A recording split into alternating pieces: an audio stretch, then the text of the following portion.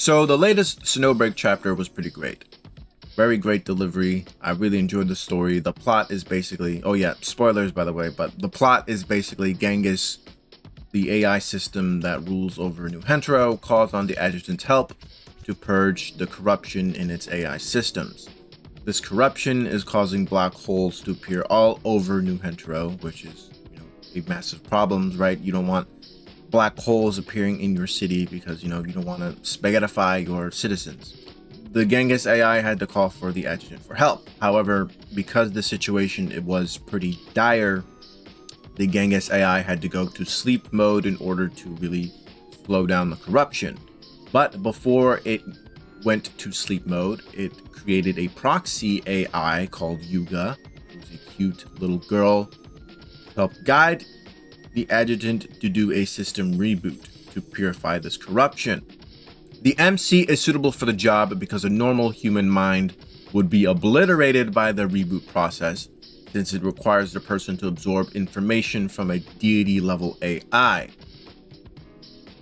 Haru is also brought along for this mission with the adjutant. We do get a bit of backstory on Haru, on how she was part of the security department with the adjutant before, they joined Hemdall.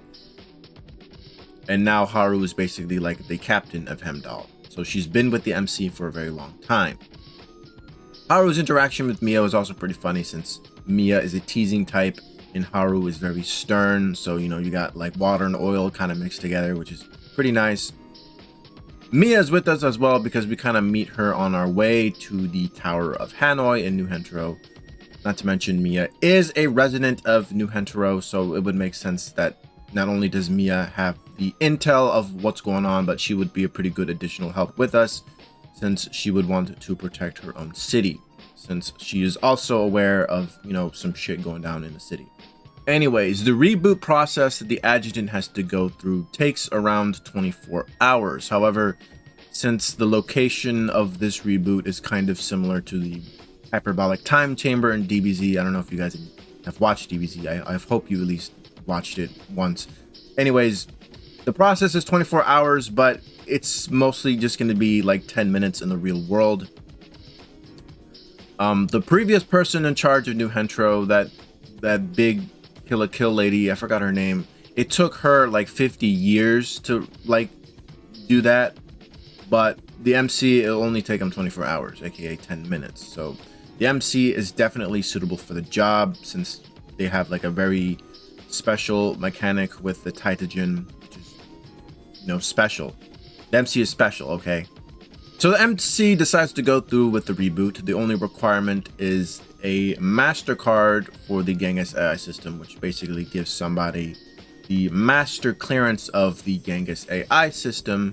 And the MC also has to go in a trance-like state in this area. I believe it's called like the Hall of Stars, I believe. So this process seems pretty easy, right? All the MC has to do is go in a trance-like state for 10 minutes and, the corruption will be purged.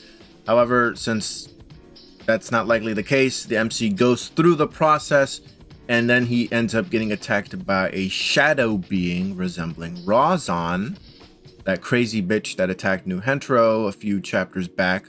And when the MC wakes up from the trance-like state, the security system in the Tower of Hanoi gets hacked and attacks the MC and Yuga. Yuga, the AI little girl, is confused since the MC does have a MasterCard. The system should not be attacking him.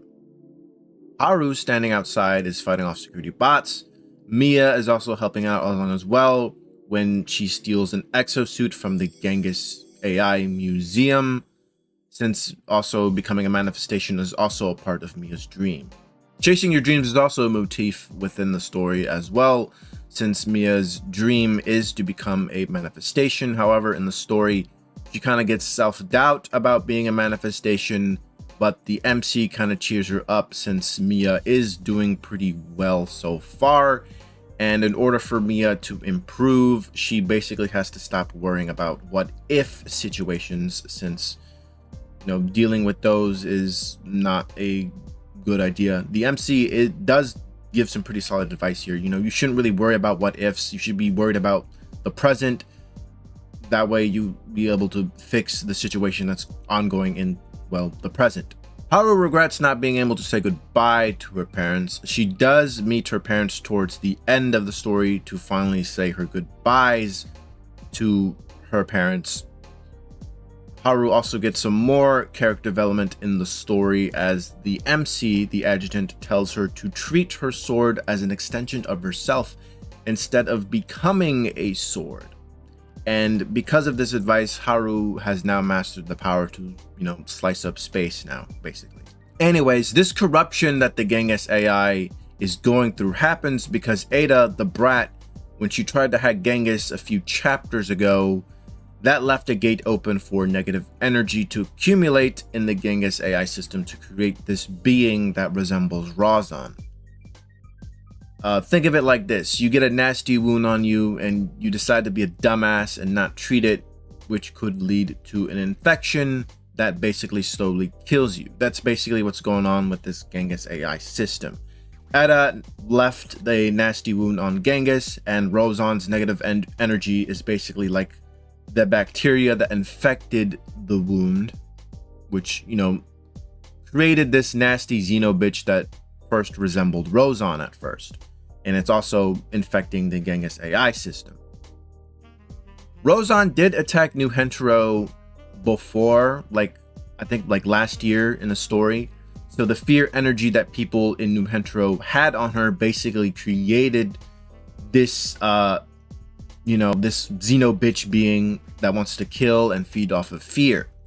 And it's also the reason that Genghis AI system is getting corrupted. We eventually encounter this weird Xeno bitch that goes on a villain speech about fear, yada yada yada. The MC retorts that only bitches live in fear, and he calls on Haru, and Haru slices the bitch's arm out. The bitch tries to pull off a Piccolo and regrow her arm, but she can't regrow her arm because Haru's just that good. The MC and Haru land a final blow on the bitch, which was pretty epic. And Mia herself ends up having to do the reboot for New Hentaro since she is the only person with high clearance. The adjutant would have had high clearance, but he ended up losing the MasterCard during the battle with the Xeno bitch, and I think Haru, I think she had her MasterCard as well when they had to separate themselves. When they had to split up and Haru had to deal with her mirror self, she had to use the MasterCard in order to deal with another situation with the black holes. The black holes were created because there was this Yggdrasil tree that had to be cut down, and the Xeno bitch was basically using that tree to create black holes and cause problems in New Hentaro. I think Mia has clearance because not only is she the first manifestation for New Hentaro, she's basically a resident of New Hentaro, so I guess she doesn't really need a MasterCard. However, since Mia is inexperienced, it's going to take Mia 10 years to do the reboot process, while the MC would have taken 24 hours. I think 10 years here would probably be maybe, 30 minutes, maybe an hour in real world time. Anyways, not that big of a deal since the MC kind of does help Mia out anyway. Mia spends 5 years by herself rebooting the system, and then for the next 5 years, the MC actually tags along and, helps Mia with the whole reboot system. I think Mia's personal files might have more information, but as far as I can tell, Mia basically had to, reboot the system, and Mia is technically 28 years old, mentally at least. She's physically 18, but she's technically 28 mentally since she basically spent 10 years rebooting a fucking system while 30 minutes probably passed in real life's time. But there were other operatives that show up in the story. We got Frisia and Maxar. They basically helped pinpoint the Xeno bitch. It was also funny to see Mia call Frisia Big Sis, which was pretty cool. Life was also here, but she didn't really do that much, right? She was basically just there to help us form a path to the Xeno bitch and the Elysian system The Elysium system was basically like the VR world that resembles New Hentaro. So anything that happens in the Elysium kind of reflects back at New Hentaro. So, you know, we had to go to Elysium to, you know, fight off this Xeno bitch. We also get to meet Mia's mom, Mama Mia, who teases Mia every now and then. So that's pretty cool. Towards the end of the chapter, Yuga becomes the new Genghis AI system. So we now got Yogurt, we now got Teenage Etta, and we also got Yuga, who's now called Genghis now. So that's pretty cool. We also get hints of Rozan making moves. Rozan herself, the real Rozan, apparently she's making a move on Eurus. There's also the OG Etta at the space station. Apparently she might be making moves. The Avantis cult are also making moves. So the future is looking pretty good. Pretty great story. I'll give it an 8 out of 10. I kind of wish life did more stuff, but I mean, it is a gacha game at the end of the day, so you can't really expect too much. But, you know, pretty good story. MC is really solid. Character development pretty solid. You know, for a Gunnar slop game, you know, the character development is actually pretty solid. I enjoyed seeing through Mia's doubtfulness and, you know, pushing through. I enjoyed seeing Haru pushing through. You know, pretty good story. Let me know what you guys think, and I'll see you guys later. Bye bye now. Come again soon.